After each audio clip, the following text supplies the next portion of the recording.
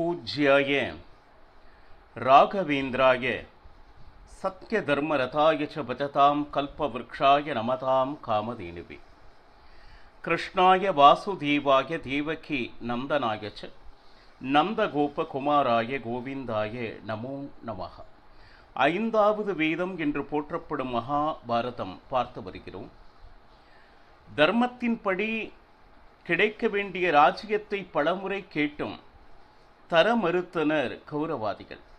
கடைசி முயற்சியாக பகவான் கிருஷ்ணனை நீர் தூதுவனாக சென்று ராஜ்யத்தை பெற்றுத்தர வேண்டும் என்று பணிக்க எப்படி கேட்டாலும் அவர்கள் ராஜ்யத்தை தரமாட்டார்கள். இருந்தாலும் அவர்கள் செய்கின்ற அதர்மம் இந்த உலகத்திற்கு தெரிய வேண்டும் என்பதற்காக நான் தூதுவனாக செல்கிறேன் என்று பகவான் கிருஷ்ணன் ஒப்புக்கொண்டு அஸ்தினபுரம் சென்று திருதராஷ்டிரனுக்கு அவன் செய்து கொண்டிருக்கக்கூடிய அதர்ம விஷயங்கள், தன்னுடைய மகன் என்னென்ன சொல்கிறானோ அது அத்தனைக்கும் சரி சரி என்று பிள்ளை மேல் உள்ள பாசத்தினால் இன்று அவனது குலமே நாசமாக போகிறது என்கின்ற எச்சரிக்கையை விடுத்தான் கிருஷ்ணன்.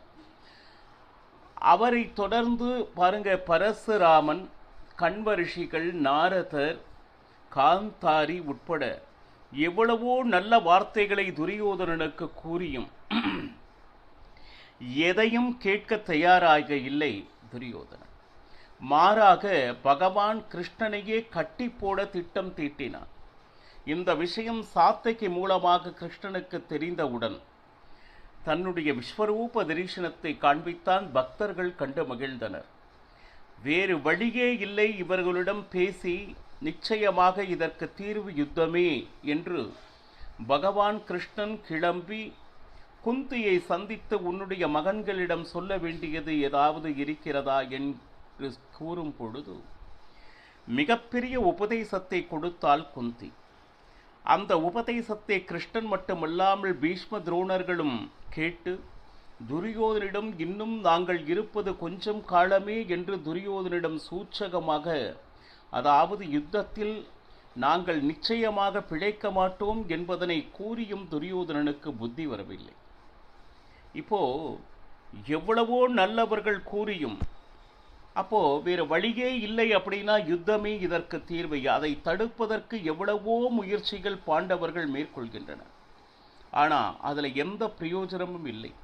நேர பகவான் கிருஷ்ணன் கர்ணனை சந்தித்து அவனுடைய பிறப்பின் ரகசியத்தை கூறி பாண்டவர்களிடம் போய் சேர், அங்கு இருக்கக்கூடிய ராஜ்யத்தை ஆளலாம் அப்படின்னு சொல்லும் பொழுது அவன் இதுவரை தன்னை வளர்த்த மற்றும் தனக்கு தோள் கொடுத்த நண்பனையும் விட்டு வரமாட்டேன் என்பதை ஸ்பஷ்டமாக கூற, தாயான குந்தியும் முயற்சி செய்தால் ஒரே ஒரு வாக்கை மட்டும் பெற்றால் அர்ஜுனனை தவிர மற்ற நால்வரை நிச்சயமாக நான் கொல்ல மாட்டேன் அப்படின்னு சொல்லிட்டு கர்ணனிடம் வாக்கினை வாங்கினாள் குந்தி.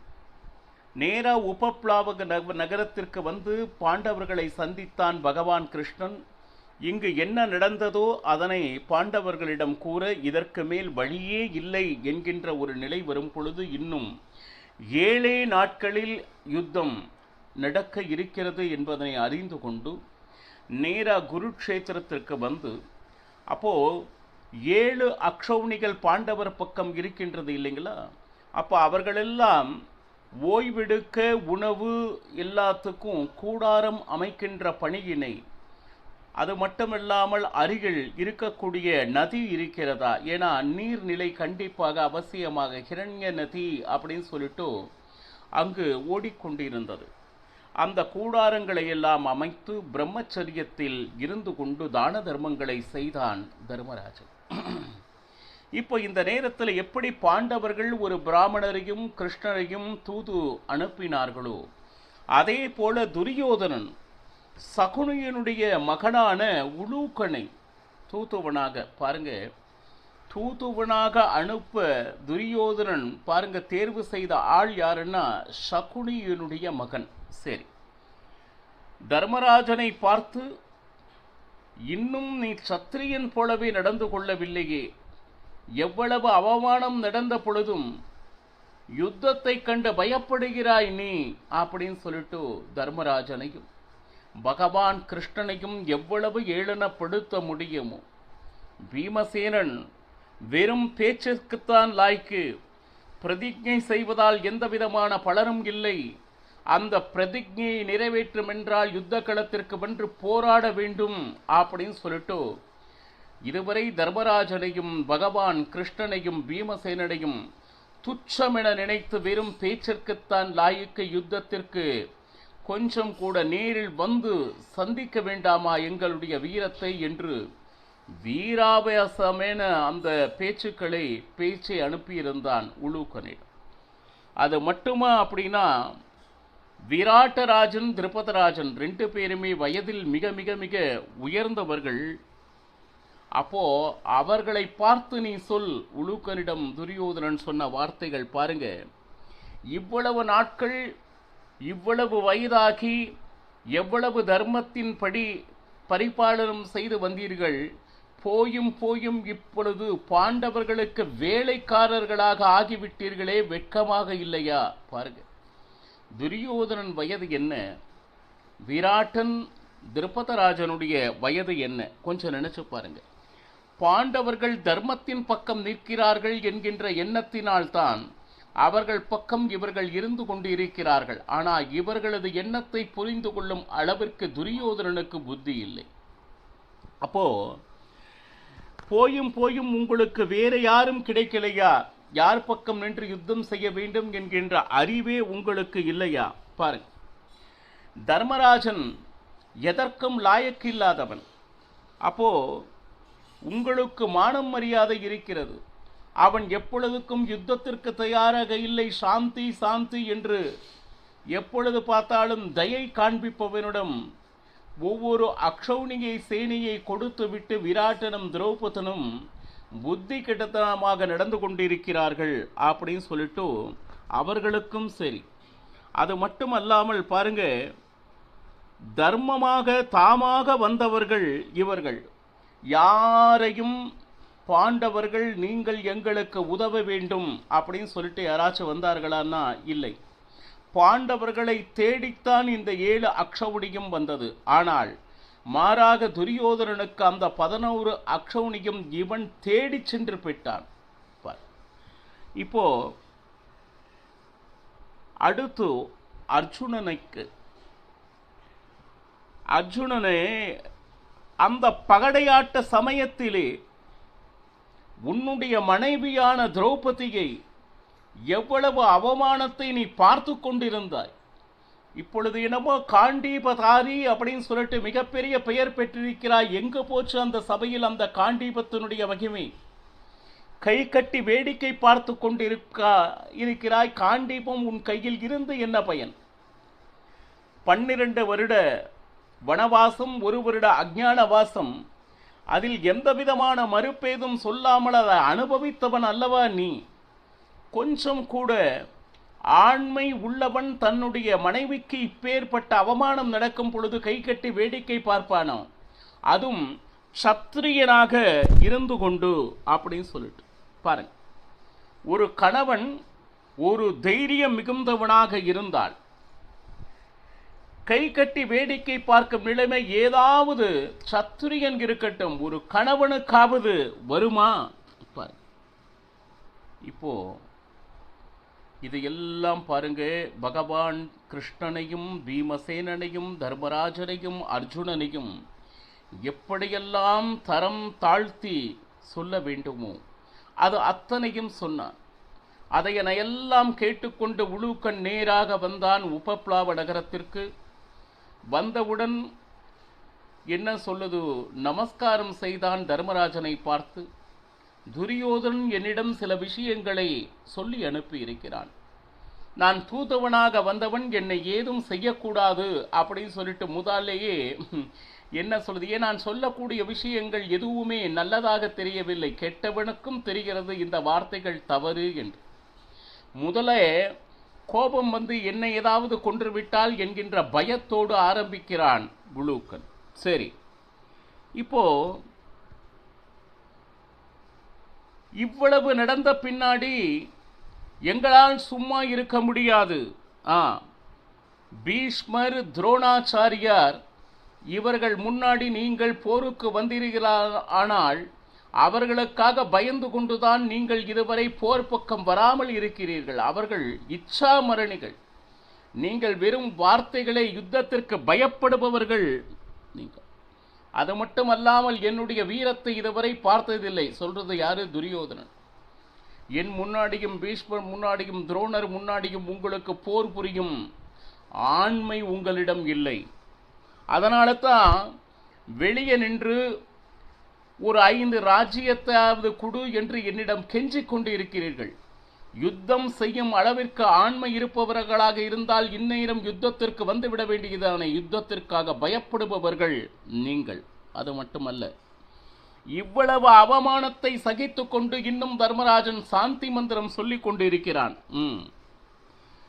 ஒன்னு சொல்றேன் கேளுங்க. யுத்தத்திற்கு என்று வந்தால் எங்களை வெல்வது ஒருவேளை மேரு பர்வதத்தை ஒரு காற்று தூக்கி சென்று விட்டது அப்படின்னு சொல்லிட்டு எப்படி அது பொய்யான வார்த்தையோ, அதே போல நீங்கள் எங்களை வீழ்த்துவது என்பது. பாண்டவர்களுடைய வீரத்தை மிக மிக மிக மிக குறைத்து மதிப்பிட்டிருக்கிறான் துரியோதனன். ஏன்னா அவனுடைய நம்பிக்கை எல்லாம் என்ன தெரியுங்களா? பீஷ்மாச்சாரியார், துரோணாச்சாரியார், கிருபாச்சாரியார் இவர்கள் இருக்கும் பொழுது அவர்களை மீறி நம்மை நிச்சயமாக வந்துவிட முடியாது என்பதுதான் அவனுடைய அதீத நம்பிக்கையாக இருந்தது. அது மட்டுமல்ல, நீங்கள் வெறுமே பிரதிஜை செய்வதற்கு மட்டுமே லாயக். பீமன் என்னென்ன பிரதிஜை செய்தான்? என்னுடைய தம்பியான துச்சாதனனை இதயத்தை பிழைந்து ரத்தத்தை குடிப்பானா? அர்ஜுனன் கர்ணனை கொள்வானா? இது எல்லாம் நடக்கக்கூடிய காரியமா? குழந்தைகள் பொம்மை விளையாட்டு என்று நினைத்து கொண்டிருக்கிறீர்களா? நீங்கள் கிணற்று தவளையை போன்றவர்கள். எங்கேனும் ஏதாவது யுத்தத்திற்கு சென்றிருக்கிறீர்களா? ஒரு குழந்தைத்தனமான பேச்சு இது. அர்ஜுனா, உனக்கு பேச மட்டும்தான் தெரியும், நிறைய பேசுவாய். ஆனால் உன்னுடைய செயல் அப்படின்னு சொல்லிட்டு பார்த்தா எதுவுமே இல்லை. நியாயமா பார்த்தா பேசுவது மட்டுமே துரியோதனன். இதுவரை எந்த ஒரு போருக்கேனும் வந்து அவன் ஏதாவது வெற்றி பெற்றிருக்கிறான்னா வரலாறே இல்லை.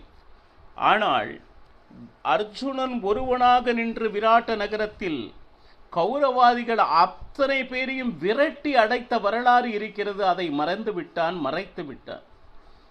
உயிரை காப்பாற்றிக் கொள்ள ஓடி சென்றவன் துரியோதனன். இப்போ அர்ஜுனனை பார்த்து கூறுகின்ற வார்த்தை பாருங்க, உனக்கு வெறும் பேச்சு மட்டும்தான். அப்படின்னா நீங்களெல்லாம் காடு காடாக சுற்றி வந்தவர்கள். நாங்கள் அந்த 13 வருஷத்தை அந்த ராஜ்யத்தை ஆண்டவன் யார் என்றால் நானே. அது மட்டுமல்ல, உங்களால் என்ன செய்ய முடிந்தது? 12 வருட வனவாசம் என்று சொன்னேன், 1 வருட அஞ்ஞான வாசம் என்று சொன்னேன். என்னை எதிர்க்க உங்களால் முடிந்ததா? அந்த 13 வருஷ ராஜ்யத்தை ஏகபோகமாக ஆண்டவன் நான். சரி, பகடை ஆட்டத்தில் உட்கார்ந்திருக்கும்போது எல்லாத்தையும் இழந்தீர்கள். சரி, அப்போ காண்டீப தனுசு அப்படின்னு உங்க கையில இருந்ததே, அதை வைத்துக்கொண்டு என்ன செய்து கொண்டிருந்தாய்? பீமனை ஏதோ மிகப்பெரிய பராக்கிரமசாலி, அவன் அதை செய்வான் இதை செய்வான் அப்படின்னு சொல்லிட்டு எங்க போச்சு? கை கட்டி வாய்ப்புற்று என் முன்னே நின்றவர்கள் தானே நீங்கள். பாருங்க, அப்போ இப்ப 13 வருஷம் ராஜ்யத்திலும் இல்லை, உங்களுக்கு சகாயம் செய்வதற்கு அப்படின்னு சொல்லிட்டு யாரும் இல்லாத ஒரு சூழ்நிலை. என்ன செய்ய போறீங்க? இப்போ என்ன நடந்ததுன்னா, தர்மத்திற்கு விலை கொடுக்க வேண்டும் என்பதற்காக அண்ணனுடைய பேச்சை மறு பேச்சு இல்லை அப்படின்னு சொல்லிட்டு தர்மராஜனுடைய வார்த்தைக்கு கட்டுப்பட்டு பீமனும் அர்ஜுனனும் கை கட்டி நின்றனரே தவிர, தர்மம் நிற்க வேண்டும் என்கின்ற காரணத்திற்காக பாண்டவர்கள் அமைதியாக இருந்ததை துரியோதனன் என்ன நினைத்துக் கொண்டான்? என்னை பார்த்து பயந்து விட்டான், இவர்கள் செயலற்றவர்கள் அப்படின்னு சொல்லிட்டு இப்போ அவர்கள் மேல் எப்பேற்பட்ட திராவகத்தை ஊற்றிக்கொண்டிருக்கிறார் பாருங்க. இப்போ இதுல என்னன்னா, அத்தனை பேரும் அடிமைத்தனத்தில் இருந்த பொழுது கொஞ்சம் நினைத்து பாருங்கள், உங்களுடைய வீரம் எங்கே போயிற்று? அந்த அடிமைத்தனத்திலிருந்து உங்களை விடுவித்தது யார்? கேவலம் ஒரு பெண் தானே. திரௌபதி மன்றாடி கேட்டுக்கொண்ட பின்தான் பாண்டவர்கள் தன்னுடைய தாசியம் அடிமைத்தனத்திலிருந்து விடுவித்தனர். ஒரு பெண்ணின் வீரத்திற்கு முன் உங்கள் ஐவரும் எதுவும் செய்ய முடியவில்லை என்பதுதானே திண்ணம். அப்போ உங்களை நீங்கள் பராக்கிரமசாலி என்று வேறு சொல்லிக் கொண்டிருக்கிறீர்களே, வெட்கமாக இல்லை? இப்படி எந்த மனிதனும் கேட்க முடியாதபடி பாண்டவர்களை மட்டுமல்லாது பகவான் கிருஷ்ணனையும் சேர்த்து என்ன என்ன வார்த்தைகளை மனதில் காயப்படுத்த வேண்டுமோ அப்பேற்பட்ட வார்த்தைகளை உலூக்கன் மூலமாக சொல்லி அனுப்பியிருக்கிறான். அவன் இன்னும் என்னென்ன சொன்னான், அதற்கு பதிலடியாக பகவான் கிருஷ்ணன் என்ன பதில் இவர்களுக்கு கூறினான் என்பதனை நாளையும் பருகலாம். சர்வம் ஸ்ரீகிருஷ்ணார்ப்பணமஸ்து. ஹரே ஸ்ரீனிவாசா.